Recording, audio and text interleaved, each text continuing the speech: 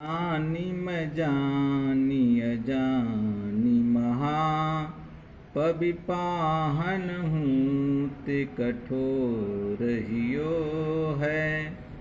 राजहु काज अकाज न जानो कहो तिय को जिन कान कियो है। ऐसी मनोहर मूरत ये बिछुरे कैसे प्रीतम लोग जियो हैं। आखिन में सखी राखी बिजोग इन्हें किम कै बन बास दियो है। प्यारे बच्चों, आज मैं केशव प्रसाद आपको वन पथ पर कविता शीर्षक के अंतर्गत अगले पद्य का अध्ययन कराने जा रहे हैं।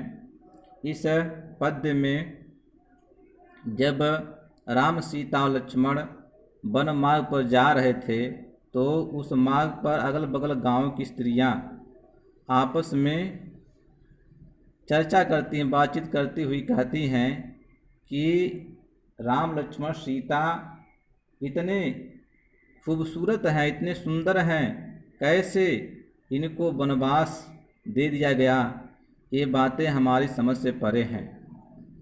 आसपास के वनपथ पर, वन मार्ग पर जो आसपास के गांव पड़ रहे हैं, आसपास के गांव की स्त्रियां आपस में बातचीत करती हुई कहती हैं, रानी मजानी अजानी महा।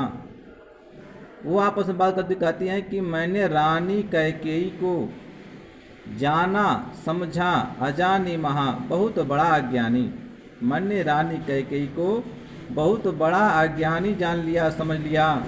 पविपाहन हूँ ते कठोर हियो है। उस रानी कैकेयी का जो हृदय है वह पवि वज्र और पाहन प्रस्तर यानी पत्थर से भी उसका हृदय कठोर है। राजहु काज अकाज न जानो कहो तिय को जिन कान कियो हैं। राजा दशरथ भी अपने राज काज में उसका नुकसान नहीं समझा। राजहु काज अकाज न जानो, राजा दशरथ भी राज कार्य में अपना नुकसान नहीं समझा। कहो तिय को जिन कान कियो है, उन्होंने उसी बात को सुना जो उनकी तिय अर्थात कैकेयी ने कहा। कहो तिय को जिन कान कियो है, उनकी तिय अर्थात कैकेयी ने जिस बात को कहा उसी को उन्होंने कान कियो है, अर्थात उसी को उन्होंने मान लिया। ऐसी मनोहर मूर्त ये बिछुरे कैसे प्रीतम लोग जियो हैं। ये राम सीता और लक्ष्मण की जो मूर्तियां हैं ये लोग बहुत ही मनोहारी हैं। बिछुरे कैसे प्रीतम लोग जियो हैं, इनके जो प्रियतम लोग हैं, स्नेही लोग हैं, इनसे बिछड़ करके, इनसे अलग होकर के कैसे जीवित हैं, यह हम लोगों के समझ में नहीं आता है।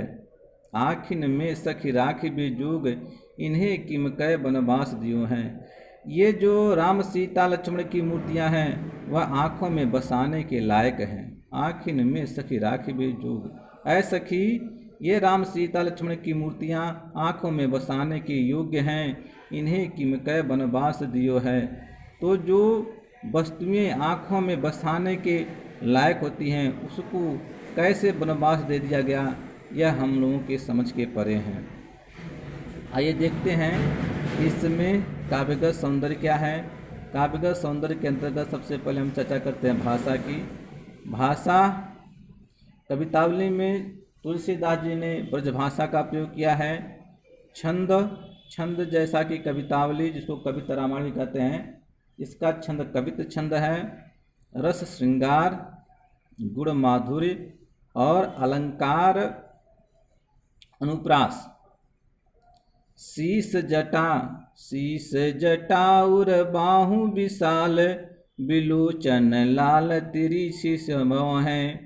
शीस जटाउर बाहु विशाल, बिलोचन लाल तिरछी सी भौं हैं। तून सरासन बान धरे, तुलसी बन मार्ग में सूठी सो हैं।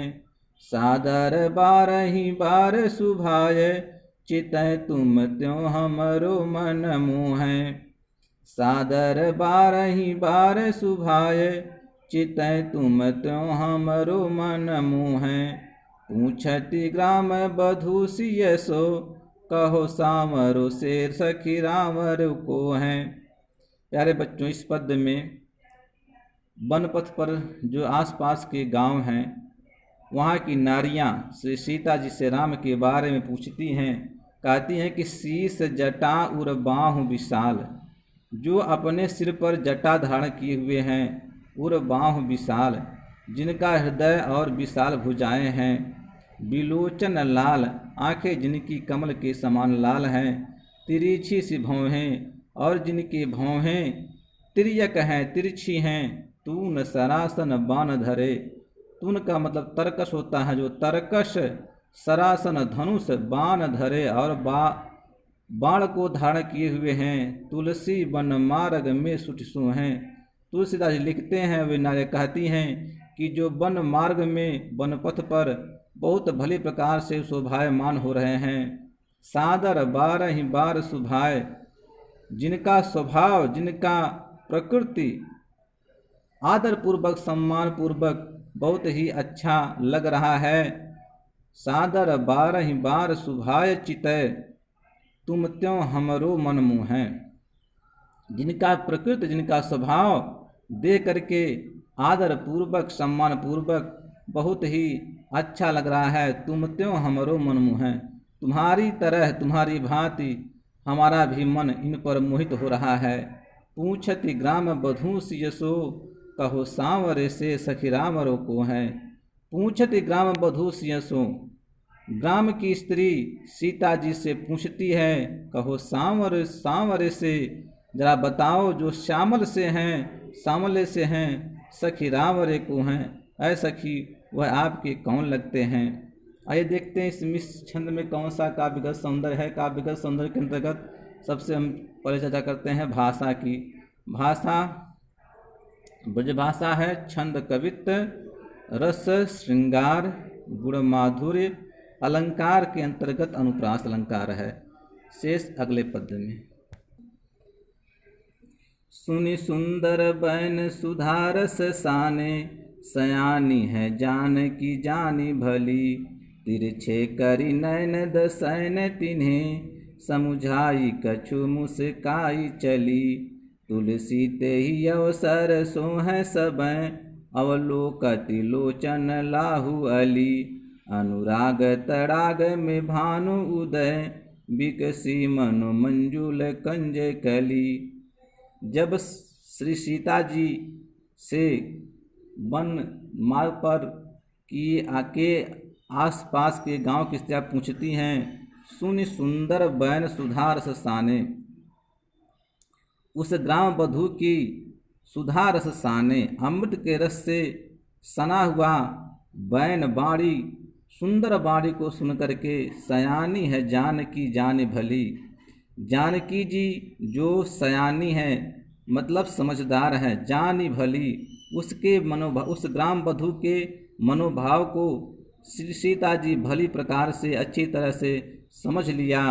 तिरछे करी नयन दसैन तिन्हें, अपने नेत्रों को तिरछा करके और उन ग्राम की नारियों को नयन दसैन, नेत्रों के द्वारा संकेत कर दिया, नेत्रों के द्वारा सैन कर दिया, संकेत कर दिया। समुझाई, और उस नेत्रों की भाषा में कुछ समझा करके, समुझाई कछु, नेत्रों की भाषा के द्वारा कुछ समझा करके मुस्काई चली और मुस्कुराते हुए वनपथ पर आगे बढ़ गईं। तुलसी तही अवसर सोह सबैं। तुलसीदास लिखते हैं कि जब श्री सीता जी अपने नेत्रों को तिरछा करती हैं और नेत्र संकेतों के माध्यम से उन नारियों को समझाती हैं, ऐसे समय पर, ऐसे अवसर पर सोह सबैं, श्री सीता जी और वे ग्राम की नारियां, ऐसे सभी लोग शोभायमान होने लगती हैं। अवलोकति लोचन लाहु अली, उनके नेत्रों की लाली को जब वो सखियाँ देखती हैं तो ऐसा लगता है अनुराग तड़ाग में भानु उदय, जैसे प्रेम रूपी सरोवर में सूर्योदय हो गया हो और सूर्योदय के उपरांत विकसी मनोमंजुल कंजकली, जैसे बहुत ही मंजुल सुंदर कमल की कली खिल गई हो। तो इस तरह से हम इसमें भी देखते हैं कि रस श्रृंगार है, गुण माधुर्य है, छंद कवित्व है, भाषा ब्रज है और अलंकार के अंतर्गत उत्प्रेक्षालंकार और अनुप्रास अलंकार का प्रयोग किया गया है। धन्यवाद।